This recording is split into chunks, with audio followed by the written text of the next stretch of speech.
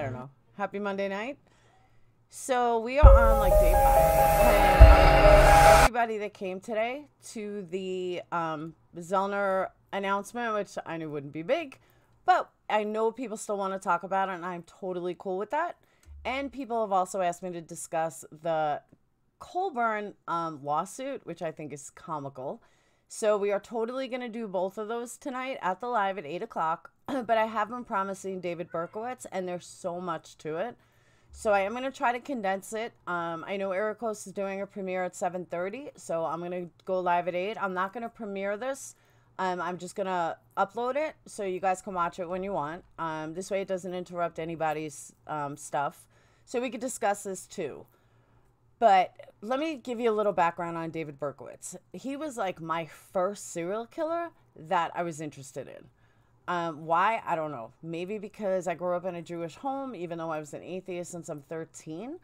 But he did all his killings in New York. We were living in Brooklyn at the time I was born, which he hadn't started killing yet. But we were living in Brooklyn, and then we moved out to Queens. My dad is from the Bronx. So I think I was just intrigued because, I mean, he did all his killing sprees in New York City, and that's where we lived. So I thought it was like really cool. So that's kind of the only reason I could think of. But I was just obsessed with him, honestly. So who was David Berkowitz? Why was he the son of Sam? And what makes him the most infamous killer in history? And he is one of the most infamous killers in history. So David Berkowitz, he was brought up by adoptive parents. His real name is like David Falco Berkowitz. He grew up in the Bronx. He went on a killing spree because he was like totally mortified and could not live with the fact that his mom died. So he ended up doing a lot of killings of women that resembled his mom. I mean, the whole city was in such a state of shock that honestly, if I was a female, well, I am a female, but if I was a female then, I would have never gone outside, like ever. And I don't know why he did. I mean, I don't know why any of these females did, but he ended up killing in a spree 6 young people and wounding like 7 others. And he was known as the 44 caliber revolver killer because that's what he killed to shoot with. He always targeted women with short brown hair, short haircut, dyed blonde during the time that he terrorized the city. Some people were smart enough. I mean, to understand the 5 boroughs, what the 5 boroughs are you have Brooklyn, Bronx, Queens, Manhattan, and Staten Island. Manhattan leads to all of them, which is why it's like 5 boroughs. And then you have Queens that goes to Long Island. I mean, you can get everywhere from all of them, but like without crossing a bridge, Manhattan was the center of it. And his mom actually died of cancer. And in 1971, he joined the Army. That's the year I was born. But he joined the Army and served for 3 years. He was known as a talented marksman when it came to the military. So he knew how to shoot. He returned to New York. His mental condition really started to deteriorate in 1975. And that's when he was diagnosed as a paranoid schizophrenic. Well, considering he heard dog voices, yeah, I could see why. He started to hear voices from dogs that he says were demons and that he needed to kill for them. His first kill was in 1975. He really, really hurt a 15-year-old girl by stabbing her with a honey knife. She ended up surviving, though. In 76, he ended up moving to Yonkers. Now, Yonkers is about 30 minutes without traffic from New York City. It's a suburb of New York. It's one of the boroughs. Well, it's not a borough of New York, but it's right outside the boroughs. Berkowitz became convinced that the German Shepherd that lived in the house and the other neighborhood dogs were possessed by demons. And he ended up shooting one of them, but he also started to see his neighbors as demons. Like everybody was out to get him. So in April, he ended up moving to a new apartment where there were also dogs. Now, this one guy who was his neighbor, this guy Sam Carr. Sam Carr had a black lab that Berkowitz is convinced was telling him to murder all these different women. Now, what's interesting about it is, for some reason, like, he named himself Son of Sam after Sam Carr. And he never really understood, like, nobody ever really understood why he acted like he was a son of Sam, other than the dog told him so. Now, it's interesting, though, in years later, I'm in jail, he admitted that he made the whole thing up. No, really? Did you really make it up? Like, dogs can't talk. Um, but his crime spree really started on July 28th of 1976. He quit his job as a security guard and wanted no part of it. Early the next morning, he woke up. He walked up to a parked car in the Bronx where two young women were just talking, and he fired 5 bullets with his .44 revolver right into the vehicle. 2 people that were killed were Donna Loria and her friend Jody Valente, were both killed instantly. I'm sorry, Donna was killed, Jody was wounded. Police could not find any leads, any motives. There weren't enough bullets, like nothing. They never found him. So, what's a serial killer gonna do? They're gonna continue. And early morning of October 24th, Berkowitz killed again. He critically wounded 20-year-old Carl De Niro as he sat in a car and just talked to his female friend in Queens. Little more than a month later, on November 26th, 16-year-old Donna DeMacy and 18-year-old Joanne Lamino were shot and seriously wounded in the street on their way home from a movie. On January 30th of 77, Berkowitz fatally shot Christine Friend as she sat in a car in Queens with her fiancé. Now, at this time, police began to suspect that these crimes were perpetrated by a single killer, but because there were so few bullets were found intact to confirm the assumption, I mean, it's not like it is today. There was no DNA. There was none of that. On March 8th, 19-year-old college student Virginia Vaskershin, I wouldn't even try to pronounce the name, was shot to death as she walked home in Manhattan. So as you can see, he hit all 5 boroughs.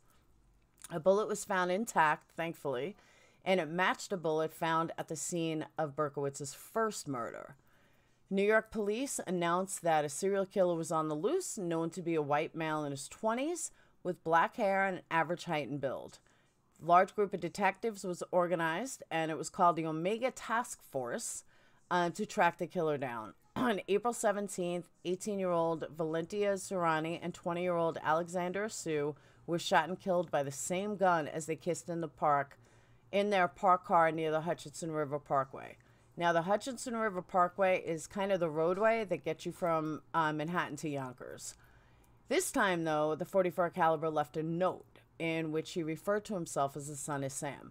And I've always wondered if all these notes, if he was the reason, like, everyone else started leaving notes. Because as far as I know, before then, there were no killers that left notes, but I might be wrong. On April 29th, he shot Sam Carr's Labrador. Now, why he shot him, I don't know. But he had previously sent an anonymous threatening letter to Carr concerning the lab. Now, the lab's dog name was Harvey. The dog recovered, and the Yonkers police began an investigation. Meanwhile, Berkowitz was sending bizarre letters to all the neighbors and his former landlords. Everyone started to suspect Berkowitz was the son of Sam and reported their suspicions to the cops. The Omega Task Force was subsequently notified, but the detectives received so many reports of son of Sam, and they were like totally fake. So it was really hard for them. I mean, it's not like it is today, and it was really hard for them because they had so many dead-end leads. But they got lucky. On June 26th, son of Sam struck again, wounding Judy Placido and Sal Lupo as they sat in their car after leaving a Queens disco. Now, understand, too, public concern over this rampage serial killer grew to, like, panic proportions. From nightclubs to restaurants to any, like, any nighttime activities had a dramatic drop in business. Plus, there was a heat wave and a 25-hour blackout in mid-July, which really didn't help the tension. On July 31st, just 2 days after the anniversary of his first killing, Berkowitz shot a young couple kissing in their car in Brooklyn. It was Stacy Moskowitz was fatally wounded, and her boyfriend Bobby Valente lost sight in his left eye and almost lost complete vision in his right eye. But then they got a major break in the case. And an eyewitness came forward to report that she had seen a man that looked like he had a gun and was making shots just a little while ago in Brooklyn. Her information led the police to do a sketch of Berkowitz. Now, more important, though, she reminded investigators that 2 police officers had been writing tickets on her street that night. A search of tickets issued eventually turned up Berkowitz's car. So that's like pure luck. At the same time, though, Yonkers police investigated Berkowitz after he escalated a harassment campaign against one of the neighbors. Because remember, he believed that all the neighbors were like these serious demons. They informed the Omega Task Force of their findings. The Omega detectives finally put 2 and 2 together after almost a year. And on August 10th, David Berkowitz was arrested while he was leaving his Yonkers home. He totally admitted to being the son of Sam. On his person was a semi-automatic rifle that he explained he was on his way to commit another murder because he had no problem telling people. The .44 caliber was also recovered. Now, there was some question when it went to trial. Was he legally sane? Was he smart? Was he good enough to stand up on trial? He originally went with an insanity defense that he ended up pulling, back. And on May 8th of 78 is when he pulled that insanity defense, and he pleaded guilty to the 6 .44 caliber murders. He was given 6 25-year life sentences for the crime, and a max penalty allowed at that time was, that's all they could do, is give him 25 years to life for the 6 murders. He has been up for parole, and he's been denied every time. I really don't think he will ever get out. He's in Sullivan Correctional Facility in upstate New York, where he now has converted to Christianity. So that's like the background on Son of Sam. I mean, he's a sick fuck. I mean, no doubt. He also,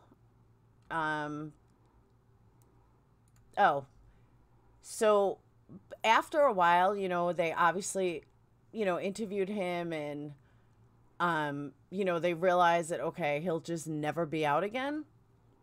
But what's interesting is, like, even when he was in his killing, he, like, slept on a mattress that laid flat on the floor.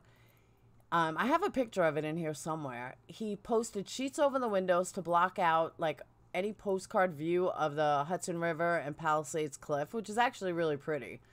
He worked on the anonymous letters that he used to taunt the detectives on his trail, tease people, tease the press, totally terrorize neighbors. And at one point he said, like, how dare you force me into the night to do your bidding? One letter said to a downstairs neighbor, which was Craig Glassman, true, I am the killer, but Craig, the killings are your command. Because he literally thought that his neighbors were telling him to kill. It was here the cops finally arrested Berkowitz. In 8 random attacks over the course of the year, he crept up on victims late at night, uploaded his .44 caliber, and 6 people died. One was paralyzed, another one was blinded. In total, he shot 13 people, all of them New York City boroughs of Brooklyn, Queens, and the Bronx. So a lot of people wonder, like, what happened to David Berkowitz today? Like, there's pictures. These 2 people are the parents of one of the victims. And in a lot of his interviews, there was a 40th anniversary interview of when he got busted, or when he got arrested. And it's, one of the interesting things in it is that, they talk about how, like, today's day and time, you could never get away with something like this. Like, it would never, ever happen. And, like, even one of his letters, like, how fast do you think this would get back to, like, the cops would know who you are or how to trace it? So it just goes to show how far technology has come. But like one of the letters he wrote, I love to hunt. He reportedly wrote in a letter to NYPD Captain Joseph Borelli, prowling the streets looking for fair game, tasty meat. The women of Queens are the prettiest of all. I must be in the water they drink. I live for the hunt. My love, blood for Papa. How fast do you think that would get caught today? With each unpredictable outburst, though, he boxes City further in total prison of fear. I'm actually surprised he didn't kill more. But between the blackout and everything, and I mean, in July 31st of 77, police rope off an area of Queens where Stacy Moskowitz and her was killed and her boyfriend was fatally injured. And you know, it's just the reign of terror that was given, like, is just crazy coverage of the New York Post, New York Daily News, the city's two leading tabloids, which is the Post and the Daily News, were at the height of the rivalry this summer. Like, they would put on the front page, like, nobody is safe. Everyone's going to get killed from the son of Sam. I mean, just think about, like, the, what are they called? The tabloids, like how they say, oh, JonBenet Ramsey, you know, is still alive and Elvis is still alive and Elvis was spotted and so on and so forth. They did the same thing with David Berkowitz. And they, like, he kept saying, he would later clarify exactly what Phil would have been and a mass shooting he planned to carry out at a Hamptons nightclub, leaving scores of pretty women dead on the dance floor. He wanted to go down in a blaze of glory, he told the police, and commit suicide by cop, which, if you're not familiar with that means, is cops kill you. You know, like they tell you to drop your gun and you won't drop your gun, so they kill you. And it's interesting, though, that how he got caught with all this task force and everything else, that didn't catch him. But a single parking ticket is what caught him. It's pretty weird. There was one story on his capture in Time magazine, the tip that would end the New York City manhunt for Sam. It was the largest the city had ever seen, came from a middle-aged woman in South Brooklyn who had just been walking her dog Snowball on the night of the attack. Let's see. Sure enough, parked in, oh, they show a picture of her, which I didn't have. I apologize. The NYPD was waiting for Berkowitz outside his building when he emerged around 10 o'clock that night, carrying his alter ego signature, the .44 caliber revolver. And then there's some notes that he put in. And I mean, like, the public was confused. They were completely fascinated. Everybody was fascinated. And honestly, people are still fascinated by Son of Sam. Like, how did this average Joe from the Bronx transform into the most infamous serial killer in New York history? Subsequent conversations with police and prosecutors, Berkowitz would claim that he had been following the orders of the devil, who had been speaking to him through Harvey, the neighbor's dog. And in old notebooks recovered by the NYPD, the troubled loner also bragged about starting hundreds of fires in New York City. That's how they knew that he was the one to do it. Experts would later opine that Berkowitz's descent into madness was set off by his discovery a few years before he morphed into Sam that he was adopted and that he had abandoned his birth mom. He had been abandoned by his birth mom. So just, I mean, like a lot of people that are adopted, it can do that. Hopefully anyone that's adopted, you don't go that route. But I mean, I can't say it's the first time I ever heard that. Berkowitz also felt like a lot of people hated him. He reportedly wrote in a letter to his dad before the murders began that many of them want to kill me. Most of them are young. I walk down the street and they spit and kick at me. The girls call me ugly and bother me the most. In the end, Berkowitz was found mentally competent to stand trial for his murders and was convicted for each. He's now serving an impossible series of life sentences that adds up to like hundreds of years in state prison.